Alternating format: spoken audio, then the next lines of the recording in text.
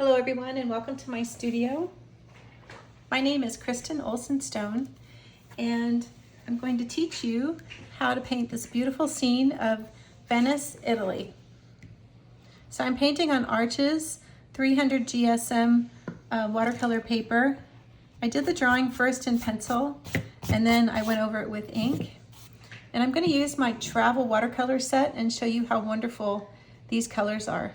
These are all Rembrandt paints, and the colors are Permanent Yellow Lemon, Cadmium Yellow Light, Vermillion, Permanent Red Light, Quinacridone Rose Magenta, Blue Violet, Cobalt Blue Ultramarine, Blue Green, Permanent Green, Hooker's Green Light, Naples Yellow Red, and Transparent Oxide Red. Naples Yellow Red, by the way, is a really great versatile color. It's good for painting beaches and just a lot of things. So I'm going to start out with this nice yellow color that I mixed with Cadmium Yellow Light and Transparent Oxide Red. I'm using a number 6 brush. This is a Black Velvet Voyage Travel brush, but you could also use just a regular number 6 brush. A number 8 would work as well. So I'm just lightly brushing in the watercolor paint all around the windows. So my style of painting is kind of loose and impressionistic, similar to my style of oil painting. And I tend to leave lots of little gaps of white showing. And I do that on purpose, and it's just because I think it gives the painting kind of a light, airy look, and I just really like that. And I also don't use too much water when I paint. When you paint with watercolor, the wetter the paint is when it's applied to the paper, then the more of it, more of the pigment sinks into the paper. And if you paint with less water, then more of the pigment sits on top. And so what happens is if you paint with a lot of water, your painting will look great when it's wet, but then when it's dry, it will look a lot lighter. And so you end up going back over it and over it and over it. Whereas if you just use less water, then more of the pigment will sit on top and your painting will look very similar when it's dry to how it looks when it's wet. So now I've mixed a little bit of green in with this yellow color that I mixed up, and I'm putting that on the bottom. In this reference photo, all the buildings have a lot of green. At the bottom, it's just algae or something growing on the side of the buildings. And it's kind of pretty because, especially with this building on the left, because this has a lot of red tones. So green is the opposite of red, and complementary colors always make your painting a little more dynamic. So I'm just continuing that color all the way around. So there's some big red bougainvillea. So I'm just picking up some permanent red medium. And I want to make sure I have an assortment of cool reds and warm reds. So I'm starting off with permanent red medium, which is a warm red. And then I'm going to drop in some of the magenta into the red so that some of them look more cool. So I have videos on oil painting and watercolor painting, and that's because in my studio practice, I use both. And I think it's so important if you're an oil painter to paint in watercolor. It really helps you with color mixing, it helps you with compositions, and it's just a wonderful, fun thing to do. If you like to sketch, it's really fun to sketch in watercolor. I've had some people message me and ask if I use watercolor pencils, and I don't. I really don't care for watercolor pencils, and I really like paint and brushes. So there's a bit of red inside of this gondola. So I'm just putting that in there while I have it. So the way I rinse my palette lid off, you can't see it, but I'm just dipping it in my bowl of water, and I use my brush and just rinse it off. One thing with these small palettes is you don't have a lot of mixing space. So to keep your colors clean, you just have to wash this off once in a while. And you can also opt to do a lot of your watercolor mixing on the paper. So I'll show you how to do that now. So this is Naples Yellow Red, which is the perfect color for this building. I also have another color in another palette called Naples Yellow Deep, and that's also a really beautiful color, but I find that I use Naples Yellow Red much more often than I do Naples Yellow Deep. Naples Yellow Deep is almost like having a lighter version of yellow ochre.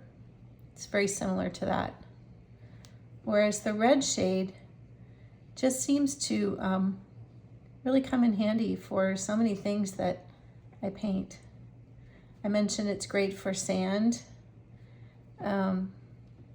for a skin tone sometimes, depending on the person, of course. And for painting, if you're going to be painting in the Mediterranean, in Italy, Spain, Portugal, and you're going to do some buildings, this color is everywhere. So I also see this color in the trim on this window. So I'm just going to pop that in while I have it. So very often in my painting practice, if I see a color somewhere else on the painting that's similar, I'll just pop it in while I have it on my palette. So now I'm going to take this Naples Yellow Red and I'm going to add some Vermillion to it.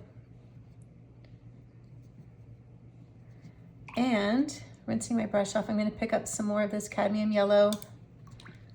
I want to make a nice orange color, but I don't want it to be too garish. So I'm going to tone it down with some of this Cobalt Blue ultramarine.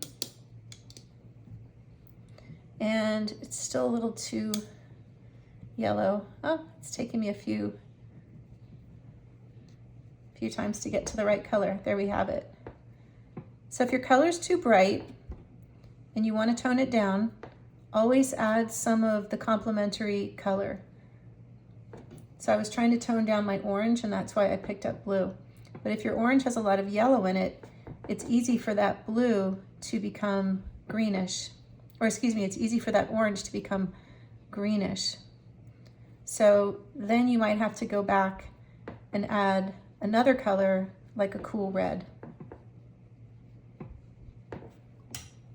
And I didn't quite mix up enough, so I'm going to mix up some more.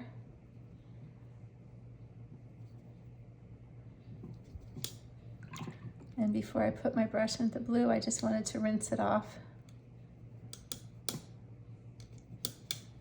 That magenta is so strong.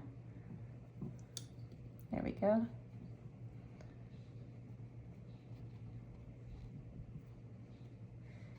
If you use one of these travel palettes, I definitely also recommend filling it with highly pigmented paint, and that way you won't use it all up too quickly.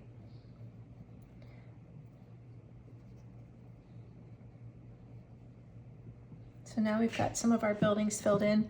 So I'm going to make my rooftops a nice bright terracotta. So I'm using Naples Yellow and Vermillion. So these are terracotta rooftops.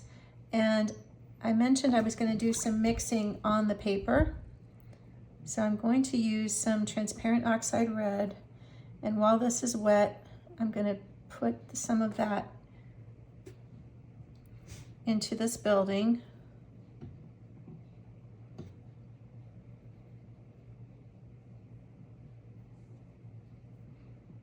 I want it to look streaky like it is in the reference photo.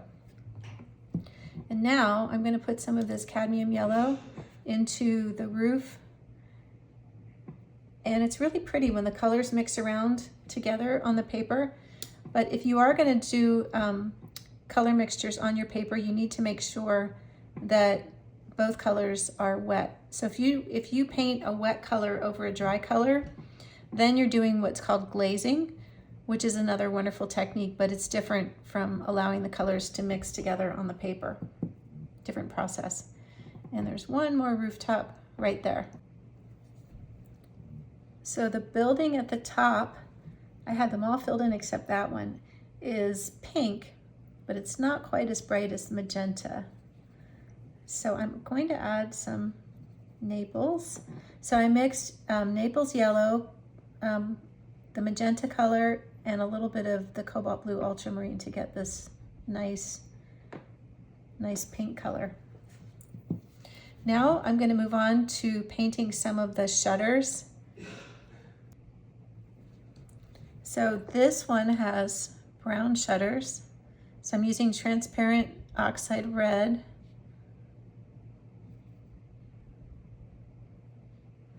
And the inside of this pretty little pointed round window is also brown, but I want it to be different. So I'm going to add some of this lemon yellow to the middle of it while it's still wet. Let those colors mix around on the paper. So the begonia flowers have lots of green leaves, so we're going to put those in now. And again, you can see I'm painting with sort of light strokes. I sort of put the point of my brush down and push and lift like that. I want to let the flowers sort of breathe. So I want them to have white space around them.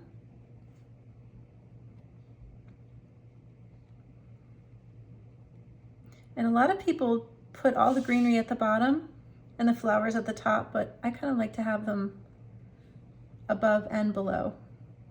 And I'm also going to put some shadow colors into the greenery. So I'm going to use blue violet for that, and I've mixed it in with my green. But I definitely want to have a few spots where it's darker,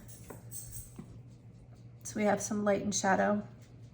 And I'm also going to use this color with very little water to paint the balcony railings.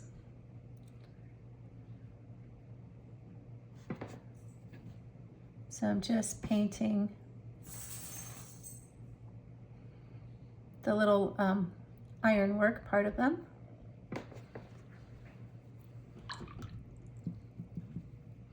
Now there are some green shutters on this building. So I'm using bluish green.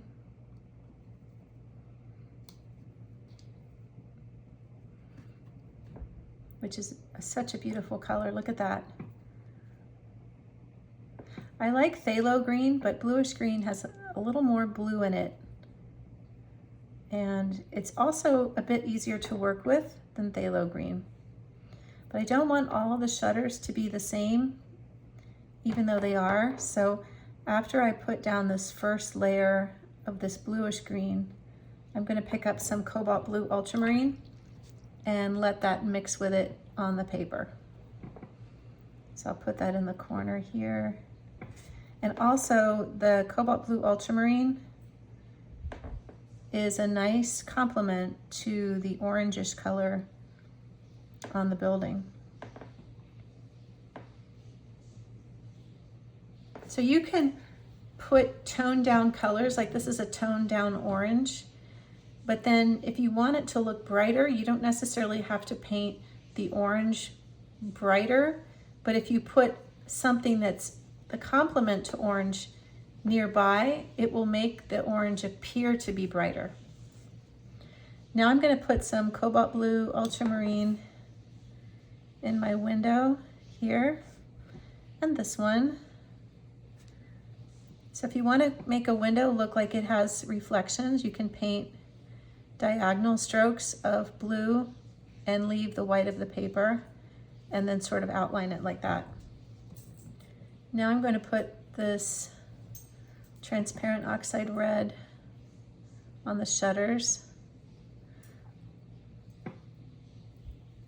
And it's pushing it a bit, but you could say that transparent oxide red is a bit orangish as browns go. So in a way it's kind of a complement to the blue in the window. And I just put a little accent of that on the inside of that pretty shape. And I'm just going to outline the window. Now the inside of this window is also yellow,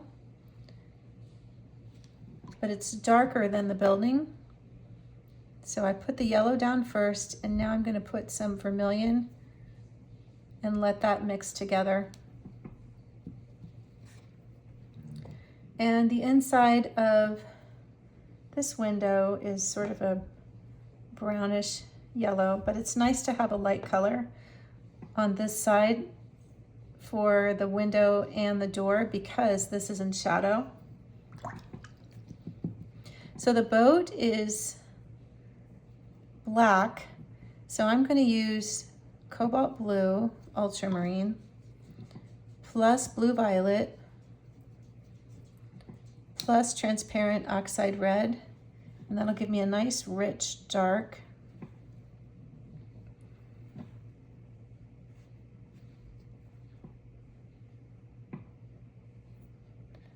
And I'm just painting the side of the boat and the point of it. I guess it's not a boat, it's a gondola. They're so beautiful.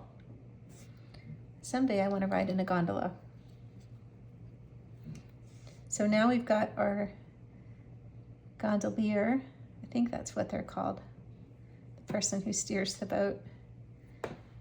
And I'm just using a dark, sort of a navy blue color that I've mixed with Cobalt Blue Ultramarine, plus the other colors that were already in my mixture for the boat. And I'm also going to put on the side of the boat some blue-green, because I want it to look dark, and I don't want it to look too purple. So I think that's a good color choice. And there's a little person sitting here with brown hair, and our gondolier has brown hair, and he has a beautiful wooden oar.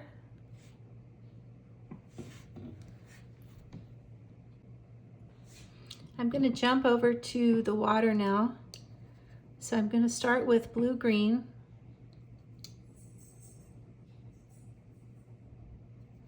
I'm going to get a good amount of it here. And I'm going to do a lot of mixing right on the paper. So this color looks very, very bright. Definitely too bright to be in this shadowed area of the painting, but I'm going to add some of this transparent oxide red. So red is the opposite of green, so I'm toning it down and I'm darkening it at the same time.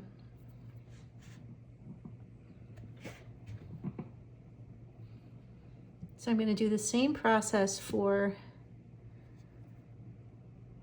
right here.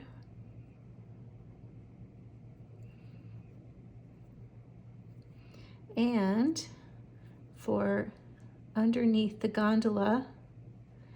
Now, it's really important whenever you paint a boat that you paint the water right up to the bottom of the boat and blend it a little bit, because you don't want your boat to look like it's sitting on top of the water.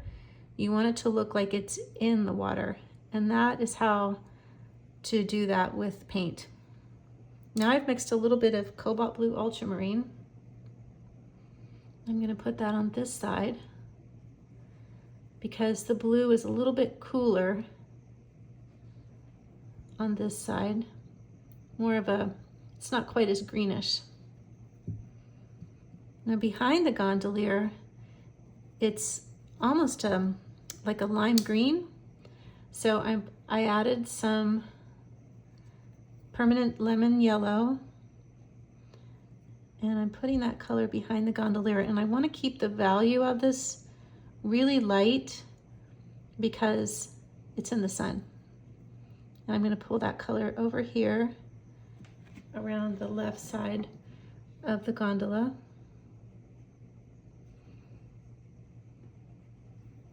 And now we're going to add some red tones to the water. So I'm going to start with Vermillion. And I'll let a little of that green mix with it because it needs to be toned down.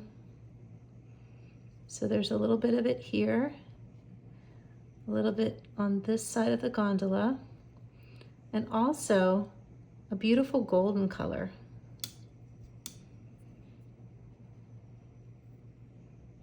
See that pretty golden color?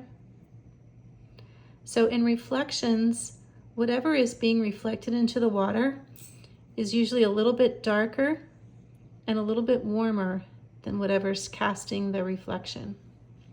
So always keep that in mind. If the wind is blowing and you can't really see a reflection, then you know how to make it up if you know the rules. So I'm putting a little bit of this violet at the bottom of that building. I really want to emphasize the light tones. And to emphasize the light tones, you need to have some darks.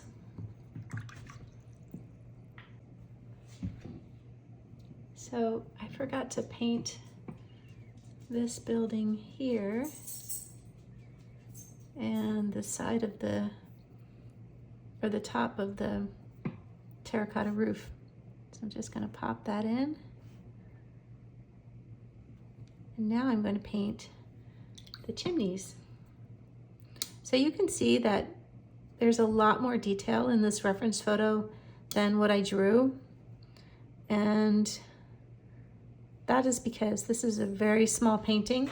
If I were doing a really big painting, I would want all this detail and more.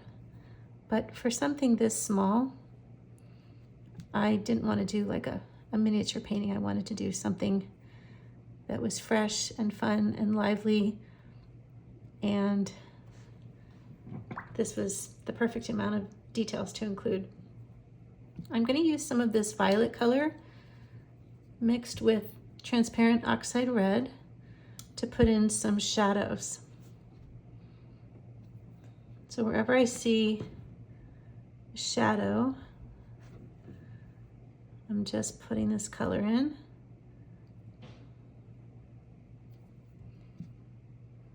And the inside of this door is kind of a nice violet tone. And I think I'm going to pull some of that tone over the door. And the inside of this window needs a shadow. Blue violet is also a really handy color for making shadows. And I love to mix it with transparent oxide red. So the inside of these windows just needs a little accent. See how I'm just painting part of it, not the whole thing? In other words, I'm not doing a full line all the way down the side of the window, but I'm putting a little shadow underneath. And I'm going to do some cast shadows here.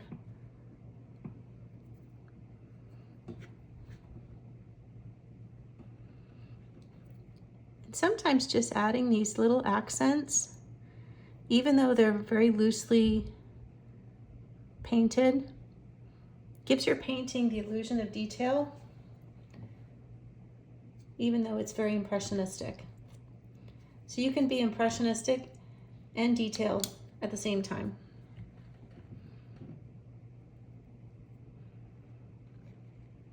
I'm going to put some of this brown down here near the green also, because I feel like for the shadow area it's too green. I'm going to put some green at the bottom of this doorway.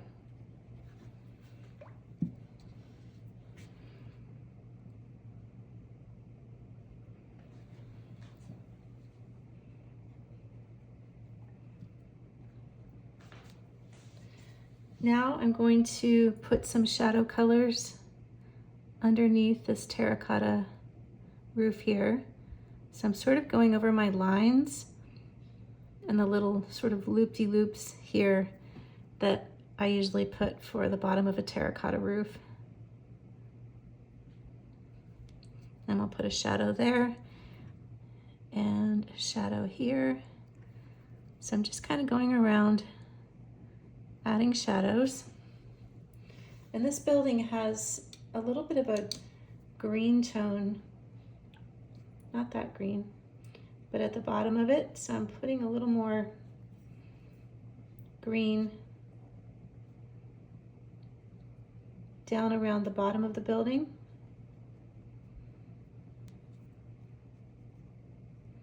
One of the wonderful things about watercolor is that you can layer colors so easily. And it seems to look more natural when you layer them if you disturb the color underneath a little bit.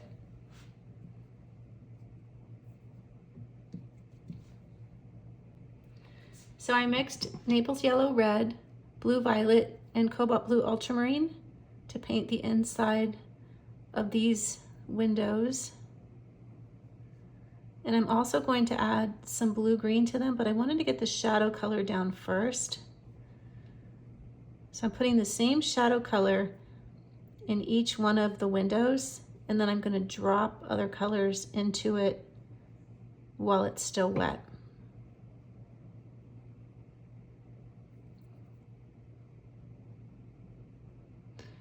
And this one, just a couple more to go. Okay, so now I'm going to drop in some blue-green.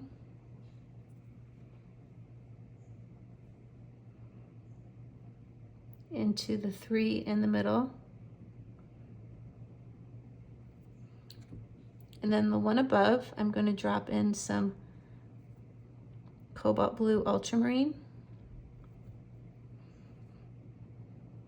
And I'm going to paint the shutters green. And I'm going to put a little bit of extra dark at the top of and bottom of the window using blue violet. And the same with the windows at the top. I want them to be really dark because they're very small.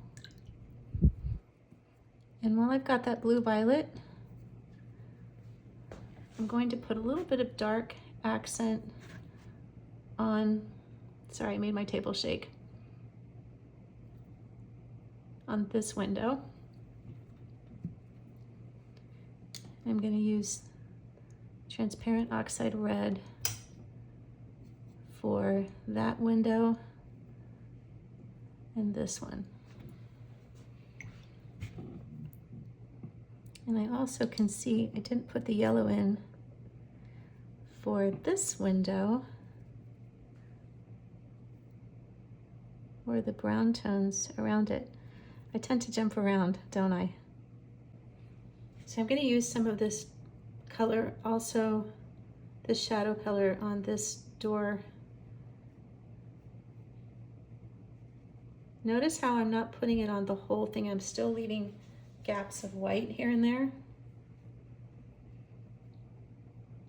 Now I'm going to add some Naples yellow to it.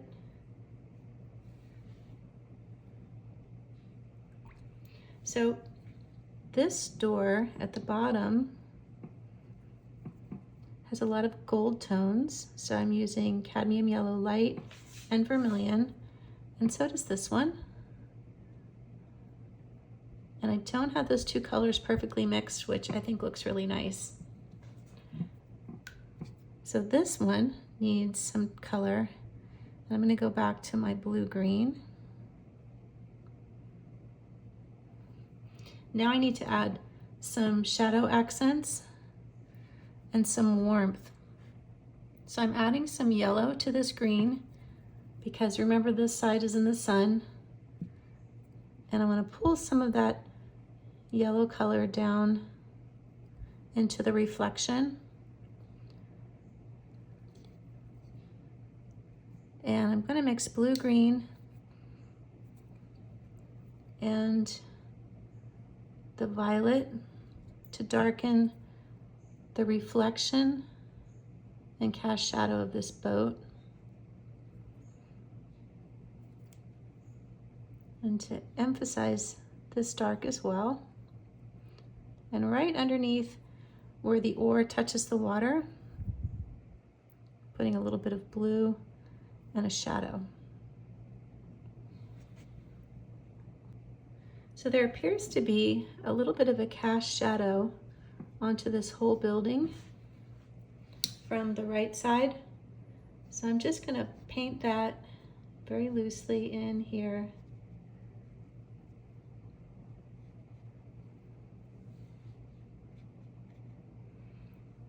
So going all the way to the top.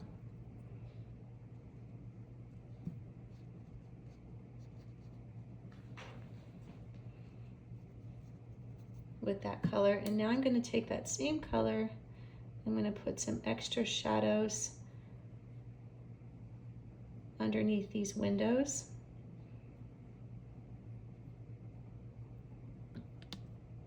And a few more darker accents here and there. So in watercolor, I find a lot of people don't use enough dark. They're sort of afraid of it. They keep everything light. But if you want your painting to look bright and luminous, you need to at least have some dark accents. You can definitely get to a point where you're being too heavy-handed with darks. But if you can have some nice, rich, dark accents, your lights will really shine.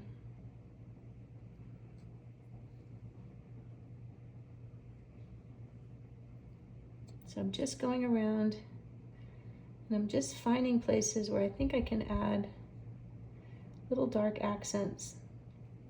It also gives your painting character. And at this scale, it's nice for it to have some character and kind of a sketchy look. So I'm going to go into the tops of these windows and add a couple of dark accents. Do you see how these darks are really making it come to life? So I don't want to take away from the boat because that's very dark and that's definitely center of interest. But I am going to add some more of this blue-green to the boat. And I never got around to painting this seat. Put a little more red in there. And my, the person rowing, he has a little bit of shadow on his shirt. So I'm able to just paint the shadow color right over the stripes. So now we're going to do something that I really like doing with my paintings, which is dropping a little sunshine in. So I just take yellow, it could be lemon yellow, it could be cadmium yellow, and I go around the painting and I just try to find some places where I can put a little sunshine. Don't want to overdo it because you can definitely easily overdo it with yellow, but I just want to put that nice bright cheery yellow and really emphasize the sun. So we've got dark accents and some nice warm yellow accents. And emphasizing the shadow under that roof there. And we'll put a couple of red accents on this one. I like the colors to be darker where they're up against the sky. You see how many times I've gone over this building? I started out with that 3-color mixture, then I added some darks, then some yellow accents, and now I'm going over it with some orange.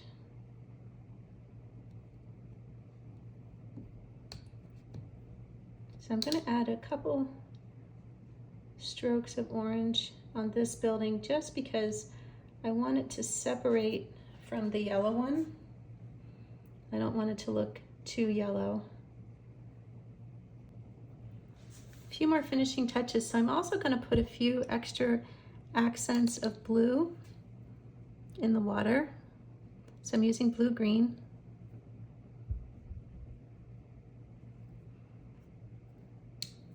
Because if you're going to go around the painting and put finishing touches on the buildings and places like that, you definitely also want to address the water.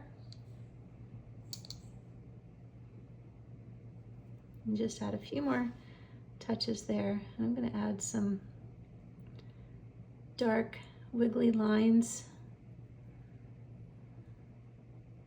from this arch, casting a shadow.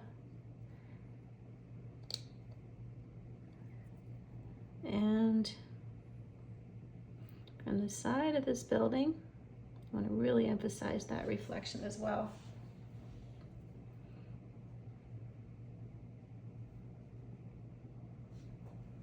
There, that looks nice.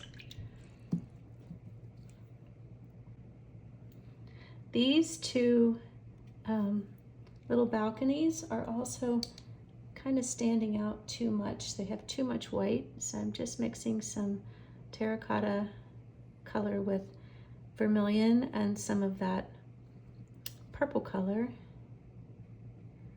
in there. And I think I'll put a couple of green leaves, a brighter green.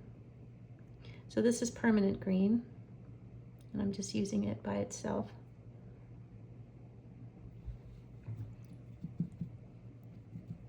And I'm going to put a little tone on this window. Still a few more finishing touches. So the inside of this archway needs some more definition.